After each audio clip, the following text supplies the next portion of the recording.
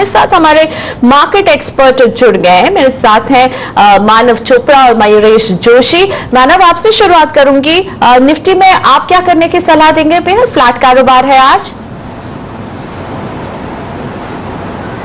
देखिए, for the short term perspective actually Nifty का एक बहुत टाइट रेंज बना हुआ है। ऑन दी लोअर साइड 8050 और 8000 के सपोर्ट है एंड ऑन दी अपसाइड 8250 और 8300 का रेजिस्टेंस है। तो हमारा मानना है कि निफ्टी न्यू टर्म पर्सपेक्टिव में यही रेंज में ट्रेड करने की संभावना है। सो एट दी लोअर एंड अगर निफ्टी 8100 या 8100 से स्लाइटली थोड़ा नीचे आता है तो बाई कर सकते हैं। टाइट स्टॉप लॉस 8020 का रखिए एंड अगर वहां से बाउंस बैक रैली आए तो 8250 और 8300 के आसपास प्रॉफिट बुकिंग करने की सलाह है।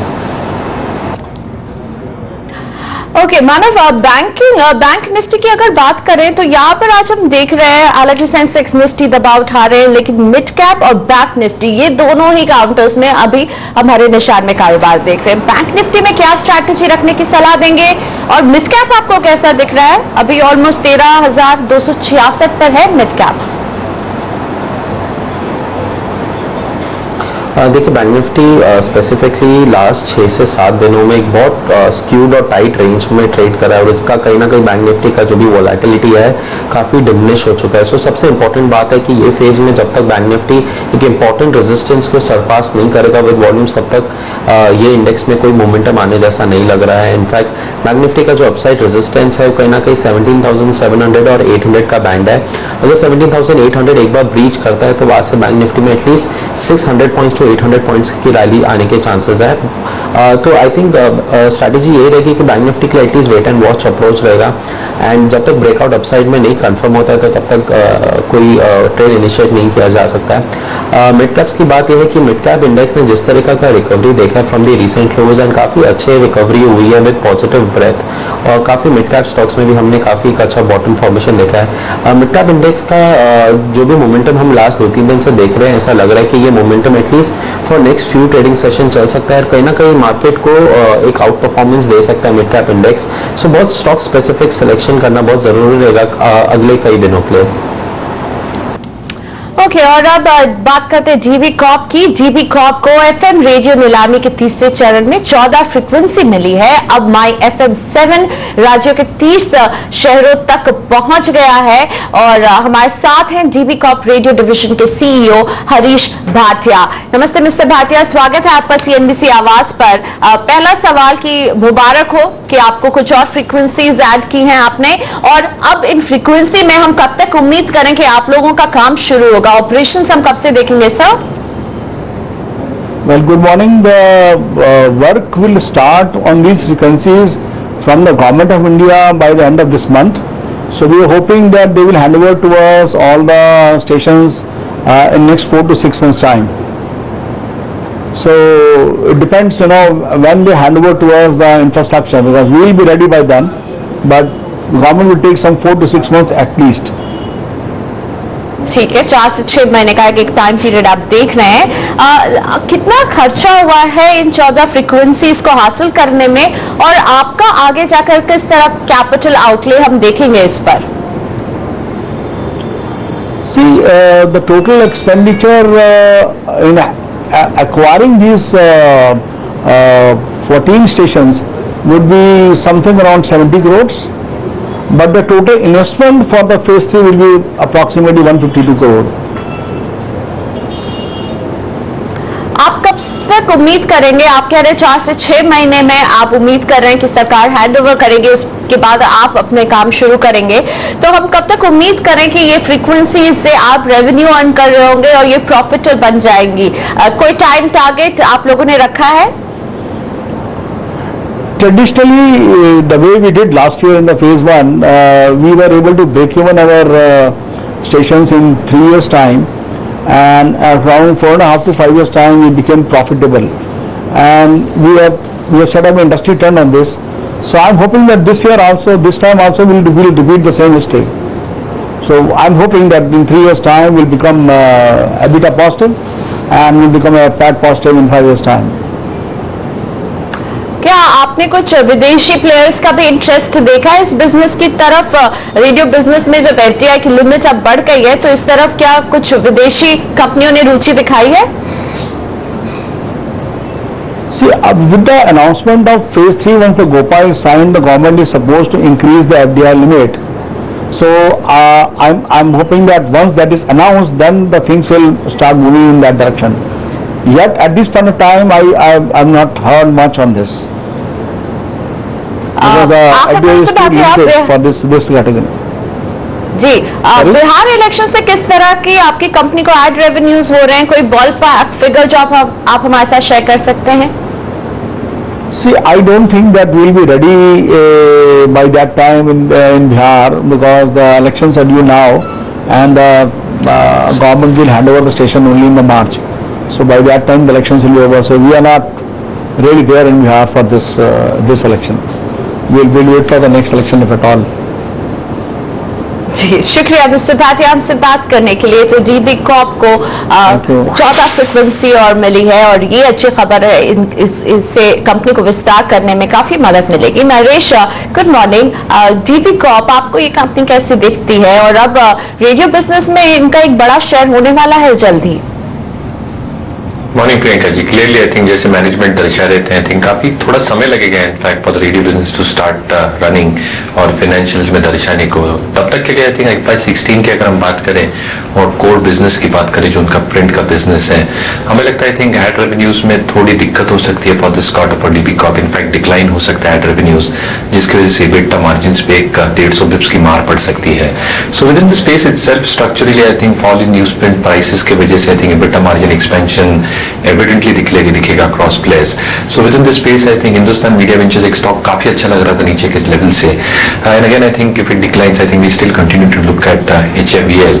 स्ट्रॉन्ग बैलेंस शीट है, हमें लगता है आई थिंक जो एडवर्टाइजिंग यील्ड और वॉल्यूम की ग्रोथ दिखी है वो आई थिंक सस्टेन होगी। Even the circulation growth has been quite reasonable, और again I think as per valuations yes it has moved up a little bit over the past few days, but मुझे लगता है declines पे I think HFVL जैसा stock देख सकते हैं।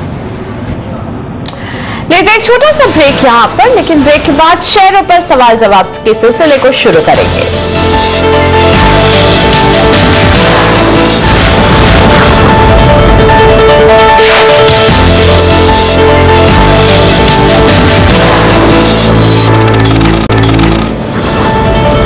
Welcome back. आप देख रहे हैं सौदा आपका, मेरे साथ मानव चोपड़ा और मयूरेश जोशी बने हुए हैं, और हम सीधा रुख करेंगे अपने दर्शकों के सवालों का। राजेश जी मेरे साथ जुड़े हैं जालंधर से। नमस्ते राजेश जी, बताइए कौन सा शेयर है आपके पास? मैडम मेरे पास आरकॉम जो 100 शेयर है। और आपने 76 रुपए में खरीदा था? हाँ जी, 76 रुपए में खरीदा था। 76 रुपीज आपकी खरीद का भाव रहा है? हाँ जी। ओके, तो टाइम फ्रेम क्या था राजेश जी आपका? 100 शेयर है, आपने क्या टाइम फ्रेम सोच के खरीदा था? इसे लंबी अवधि के लिए है या ट्रेडिंग के लिए? मैडम मैंने शॉर्ट टर्म के लिए खरीदे थे कि मतलब 80 रुपए में बेचना चाहना है। ओके, और अभी आपको 1 रुपए 95 पैसे का यहाँ पे मुनाफा हो रहा है। मानव, आपको रिलायंस कम्युनिकेशन के चार्ट कैसे दिखते हैं? क्या सलाह देंगे राजेश जी को, क्या करना चाहिए अभी? देखिए, for the short term perspective stock अगर आप देखेंगे भी तो फ्रॉम इट्स रिसेंट लोज 45 का इसका लो बना था 1-1.5 महीना पहले, वहाँ से कंटिन्यूसली स्टॉक ये चल के कहीं ना कहीं 80 के लेवल के आसपास आ चुका है। सो ऑलरेडी स्टॉक अपने रिसेंट लो से 70 to 80% के अबव रैली दे चुका है। इसके शॉर्ट टर्म पैरामीटर्स अभी भी कहीं ना कहीं ओवरसोल्ड जोन में आके हमें एग्जॉशन पैटर्न दिख रहा है कि लास्ट 3-4 दिन में जो भी हमने तेजी देखी है काफी सबड्यूड वॉल्यूम के साथ रहा है। एंड मेरे हिसाब से अगर इन्होंने शॉर्ट टर्म ट्रेडिंग के लिया है, इसका एक चीज जानने वाली इंपॉर्टेंट बात है कि ये स्टॉक लास्ट 4 से 5 सालों से एक बहुत शार्प डाउन ट्रेंड में है। तो एंड अभी भी स्टॉक काफी हायर जोन पे आ चुका है on the short term trading perspective. मेरा ये मानना रहेगा कि इसमें डेफिनेटली एक स्ट्रिक्ट स्टॉप लॉस इन्हें मेंटेन करना चाहिए। इनका जो कॉस्ट प्राइस है अराउंड 76 का, तो एटलीस्ट 76 का स्टॉप लॉस लगा के ही स्टॉक में खड़े रहे, एटलीस्ट इसमें लॉस नहीं होगा। डेफिनेटली स्टॉक में जो मोमेंटम बिल्टअप हुआ है ये can continue till the levels of 81-82, but ये स्टॉक हाई लेवल्स 82 के आसपास आएगा तो डेफिनेटली एक्सिट करे, बिकॉज मुझे नहीं लगता ये स्टॉक 82 एक्सीड कर पाएगा कहीं ना कहीं, बिकॉज स्टॉक का मोमेंटम अभी डिमिनिश हो रहा है। ओके, सो 82 का एक टारगेट आपको मिल सकता है, लेकिन 76 के स्टॉप लॉस का मानव कह रहे हैं ध्यान जरूर रखें राजेश जी। आप बात करते हैं गौरव से, अहमदाबाद से जुड़ गए हैं। नमस्ते गौरव, बताइए कौन सा शेयर है आपके पास? एक्चुअली मैडम मेरे पास जेट एयरवे पड़ा है 242 का, मैंने परचेज किया हुआ है 1 साल पहले।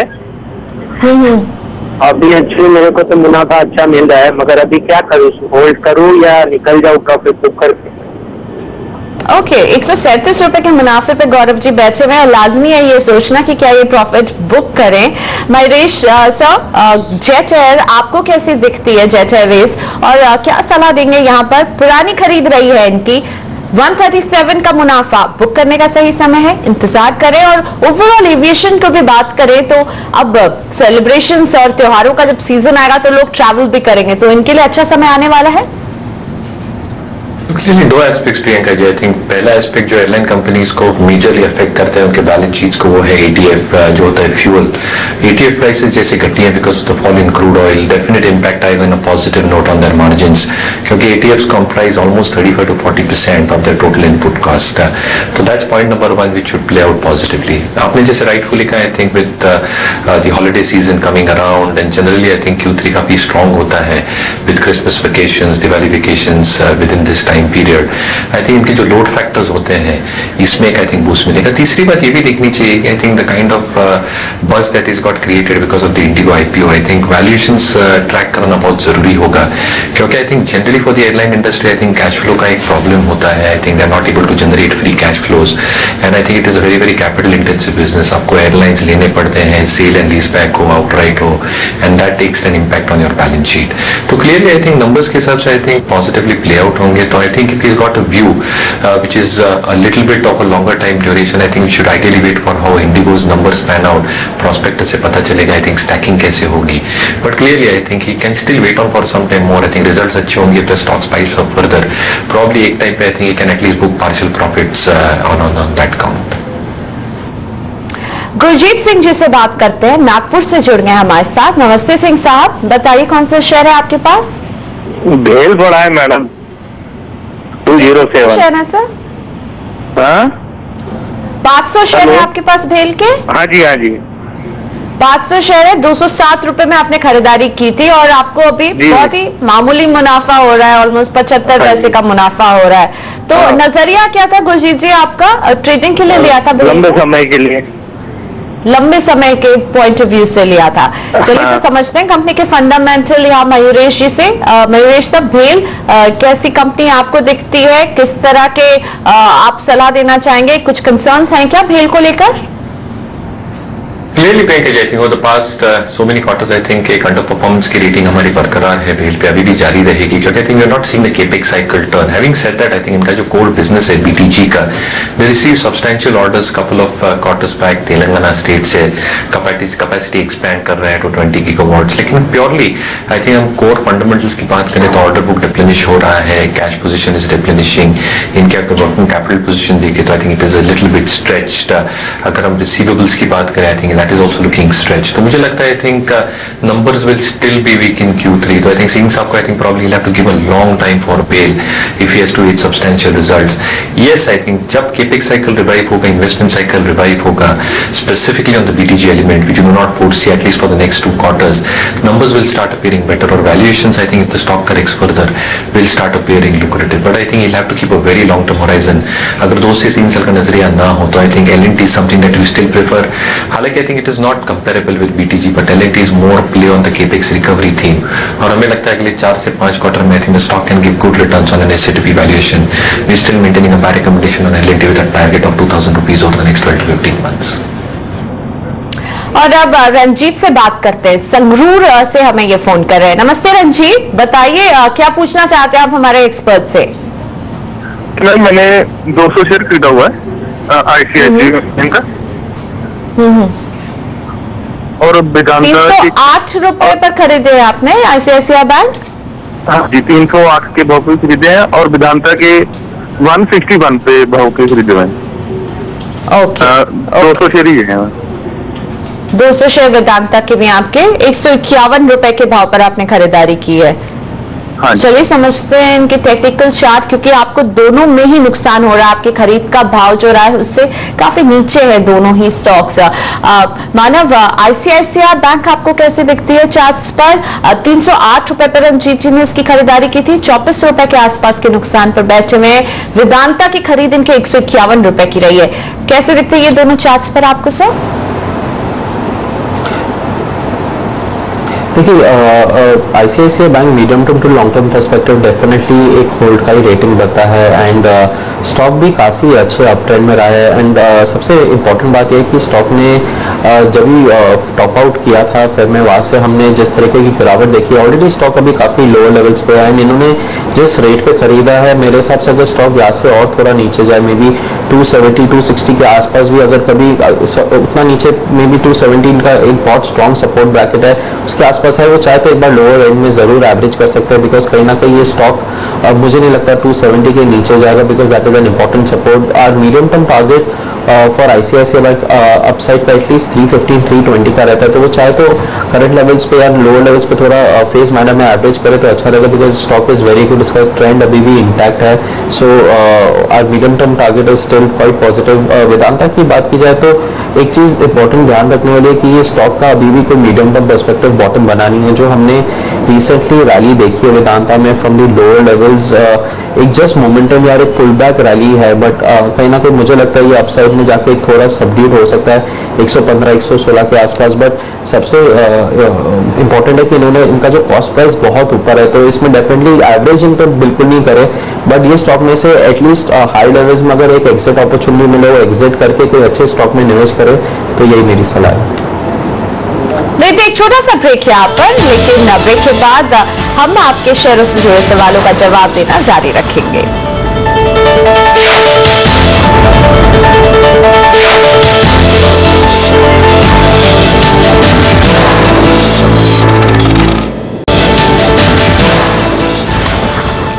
Welcome back. आप देख रहे हैं सौदा आपका। देहरादून से अरविंद जुड़ गए मेरे साथ। नमस्ते अरविंद, बताइए किस शेयर पर आप सवाल पूछना चाहते हैं? मैडम ये इन्फिनिटी है मेरे पास 500 जो 145 पे ले रखे हैं, और मैं इसका फंडामेंटल राय जाना चाहता हूँ मेन रूप से, ये कैसा रहेगा भविष्य में? जी, अभी आपको 42 रुपए का यहाँ पर शेयर मुनाफा भी हो रहा है, तो आप इसका फंडामेंटल व्यू समझना चाहते हैं ना अरविंद जी? जी हाँ, मैं एक डेढ़ साल तक व्यू है मेरा पूरा। Okay, Mayuresh sir, infinite computer solutions पर क्या राय देंगे आप? क्या करना चाहिए अरविंद को यहाँ? प्रियंका जी, अनफॉर्चुनेटली मैं ट्रैक नहीं करता, लेकिन अगर अरविंद जी को एक ऑल्टरनेट ऑप्शन दूं तो आई थिंक जैसे नतीजे आ रहे हैं काफी आईटी कंपनियों के, specifically top tier Infosys, TCS, हमें लगता है I think if you leave aside aberrations और FY16 अगर आप लीव असाइड करते हैं, क्योंकि Q3 Q4 काफी चैलेंजिंग होता है आईटी कंपनीज के लिए, फॉरलॉग्स होते हैं Q3 पे, Q4 में क्लाइंट बजटिंग की एक फर्मिंग ऑफ एक्टिविटीज चालू होती है, तो अगले 4 से 5 क्वार्टर का जैसे इनका व्यू हो जो है अगले 1 से 1.5 साल का, मुझे लगता है top tier IT companies can perform exceedingly well. TCS के भी जैसे हमने नतीजे देखे, yes I think they did disappoint, but हमें लगता है I think if you leave aside the headwinds, FY17 numbers assuming the base that they've created, the kind of order wins that they've won, cross currency का जो एक growth हम expect कर रहे हैं, I think that will be far better. तो मुझे लगता है I think top tier names like Infosys, TCS अगर एक स्टैगर्ड मैनर में इन्वेस्टर लेते हैं over the next 2 to 3 months, they can make good money over the next 4 to 6 quarters। वक्त हो गया ब्रेक का। ब्रेक के बाद हम हाजिर होंगे ITL के अपडेट के साथ।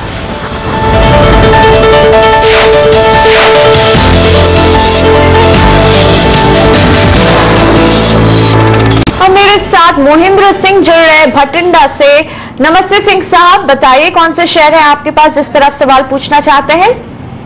मेरे पास में एक तो फेडरल लियार्ड है और दूसरा 199 का, हाँ, और दूसरा है डन अपना डेट नेटवर्क का 119 का, और फेडरल लियार्ड है 69 का।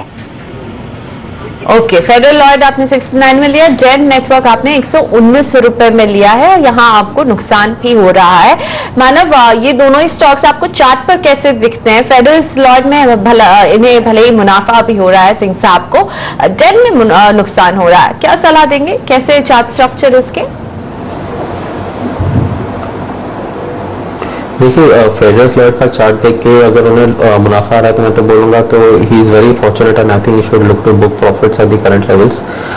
ये स्टॉक का हिस्टोरिकल चार्ट मैं देख रहा हूँ लास्ट 3 से 4 महीने का बहुत इराटिक मोमेंटम देखने मिला है एंड स्टॉक में काफ़ी वाइल्ड स्विंग्स आए हैं एंड कहीं ना कहीं मुझे लगता है कि ऐसे इराटिक मोमेंटम चार्ट्स रहेंगे तो इसमें आगे जाके भी स्टॉक में कुछ क्लियर डायरेक्शनल मूव नहीं देखेगा। तो I think it's better that वो ये स्टॉक में से तो डेफिनेटली एग्जिट करें, इन्हें मुनाफा भी हो रहा है एंड ये स्टॉक एग्जिट करके काफ़ी अच्छे large cap mid cap stocks गिरे अच्छे करेक्शन में आए तो मेरा उसमें टॉपिक रहेगा कि ये बेच के एटलीस्ट टाइटन इंडस्ट्रीज ले सकते हैं बिकॉज यहाँ से वो स्टॉक में अभी भी अपसाइड 20 to 30% है एंड स्टॉक ऑलरेडी अपने प्रीवियस पीक से 30% गिर चुका है। सो कहीं ना कहीं रिस्क रिवॉर्ड रेशियो काफ़ी अच्छा बैठता है। डेन नेटवर्क्स की भी बात की जाए तो मुझे ये स्टॉक काफ़ी टाइम से एक अंडर परफॉर्मर रहा है मार्केट में एंड अगर आप देखेंगे भी तो स्टॉक मुझे नहीं लगता कि यहाँ से कुछ ज़्यादा मोमेंटम इस स्टॉक में आने जैसा लगता है। इन्हें जो भी लॉस हो रहा है आई थिंक काफ़ी मार्जिनल लॉस है and I think we should definitely look कि ये स्टॉक में से एग्जिट करें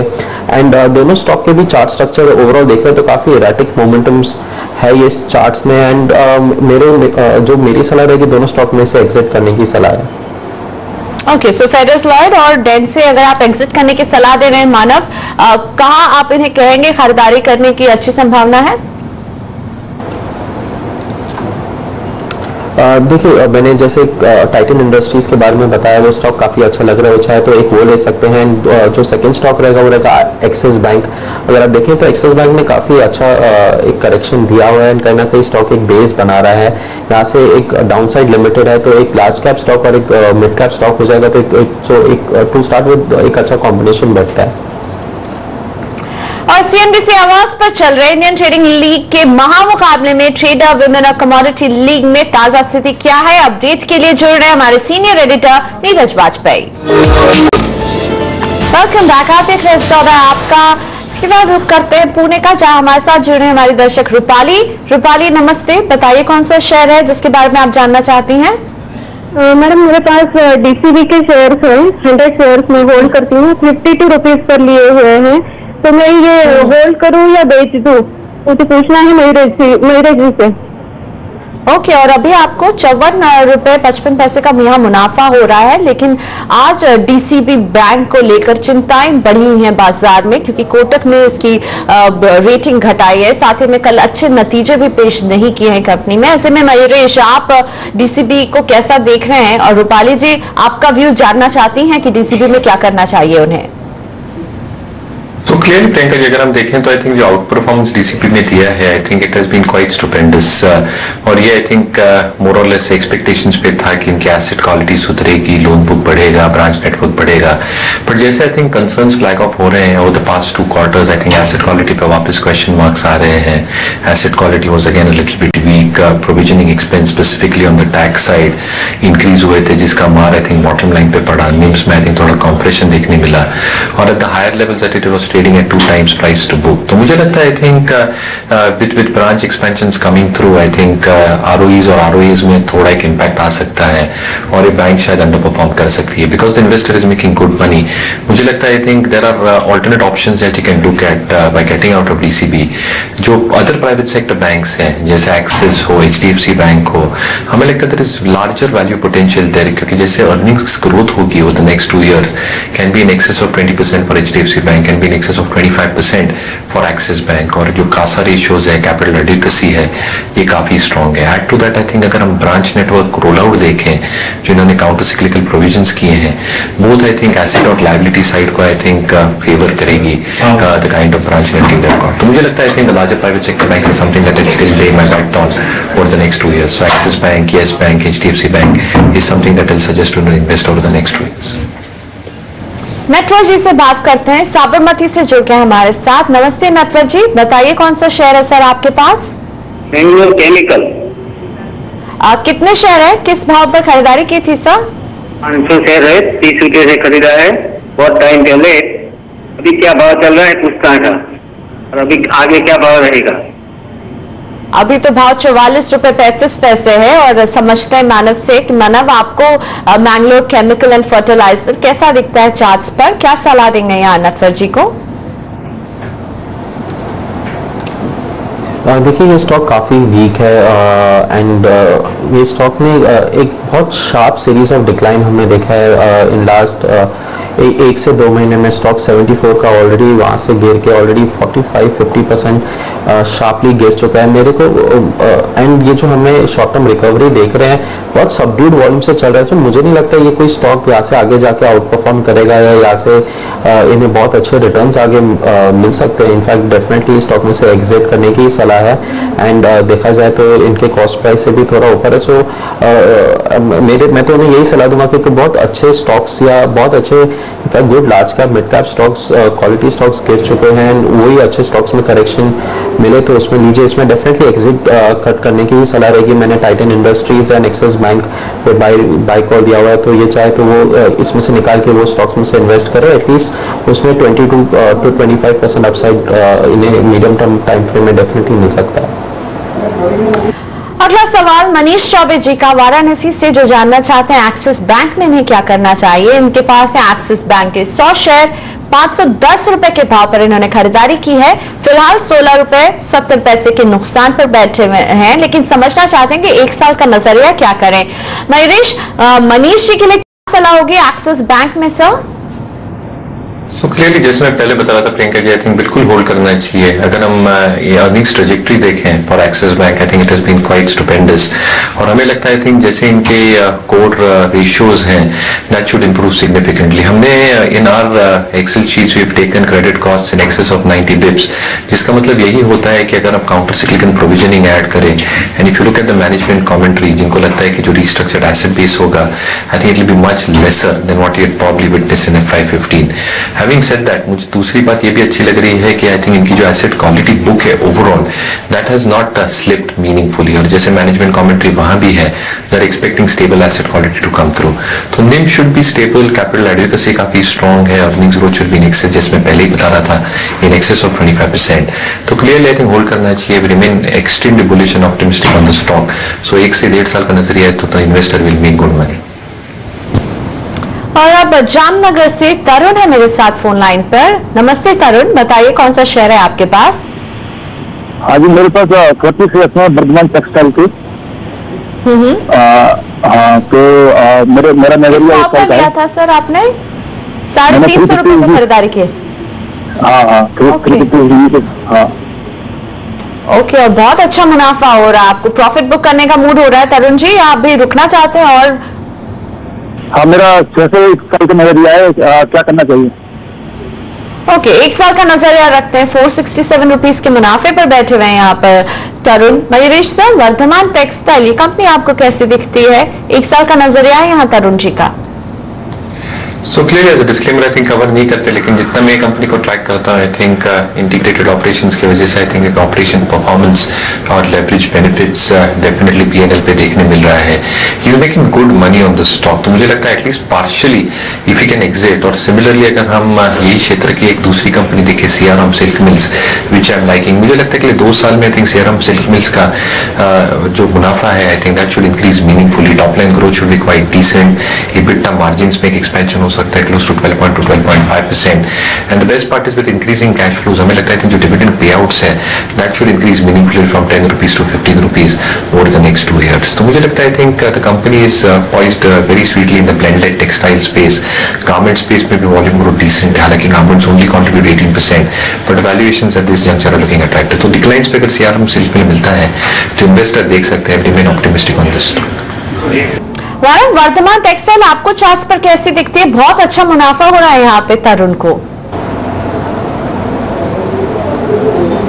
देखिए बिल्कुल I think for the medium term long term perspective इसका चार्ट्स भी काफ़ी बुलिश रहे हैं। स्टॉक ने काफ़ी टाइम से ये मार्केट्स को भी आउट परफॉर्म किया है and I will definitely agree with Mayuresh के कहीं ना कहीं ये लेवल्स में एक पार्शियल प्रॉफिट बुकिंग डेफिनेटली करना चाहिए।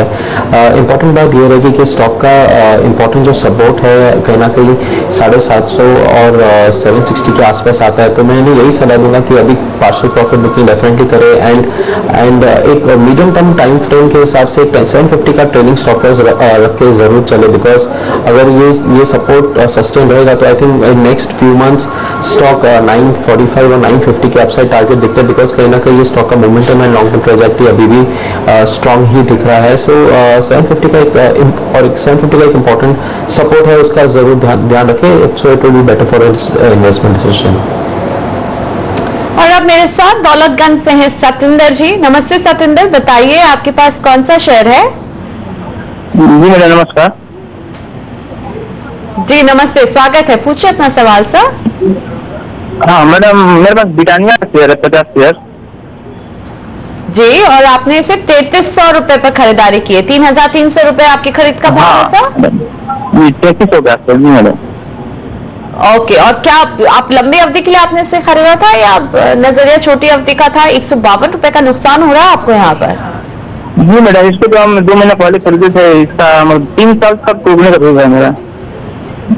3 साल तक के टाइम होराइजन है आपके पास। अच्छा मयूरेश साहब, ब्रिटानिया आपको कैसी दिखती है? क्या करने की सलाह होगी यहाँ पर सतिंदर जी को? तो बिल्कुल होल्ड करना चाहिए। I think from a fresh buying perspective, हालांकि वैल्यूएशंस थोड़ी एक्सपेंसिव है, लेकिन जैसे हम नंबर्स ट्रैक कर रहे थे, numbers were extremely impressive last quarter. Around EBITDA margin 13.6%। इनके एडवर्टाइजिंग स्पेंड्स थोड़ी बढ़ी थी because they are probably getting into new markets, new geographies and new products. But जैसे मैनेजमेंट का फोकस है on the biscuit segment which accounts for a major bulk 80% of the overall revenues, और जैसे cost optimisation के plans चल रहे हैं, हमें लगता है I think the margin expansion should be quite evident. Again I think हम इनपुट कॉस्ट की बात करें, there has been substantial decline in input costs, so उसके वजह से I think margin को एक support भी मिल सकता है and earnings trajectory can be maintained। तो मुझे लगता है जो EBITDA expansion देखा था in absolute numbers, that can be maintained। margin expansion because of fall in prices हो सकती है, and even the valuations remain a little bit expensive, मुझे लगता है with a 3-year time horizon you can definitely hold on। I think the stock is poised for good returns। I think एक अच्छे earnings trajectory में जा रहा है, और शायद I think the earnings momentum will continue for Britannia over the next few quarters। इसी के साथ मयूरेश जी, धन्यवाद कि आपने हमारे लिए वक्त निकाला। आज के लिए कोई डिस्क्लोजर सा? प्रियंका जी, जो भी स्टॉक्स की हमने चर्चा की, मेरी पर्सनल होल्डिंग तो है नहीं, लेकिन ये सारे स्टॉक्स हमने हमारे क्लाइंट्स के साथ डिस्कस किए हों, and it is possible that our clients have holdings in all the stocks discussed. Thank you. तो मयूरेश जोशी से तो हम इजाजत ले रहे हैं, लेकिन हमारे साथ मानव चोपड़ा बने हुए हैं। ब्रेक के बाद हम लेकर आएंगे मानव चोपड़ा की फटाफट सलाह स्टॉक्स फटाफट में।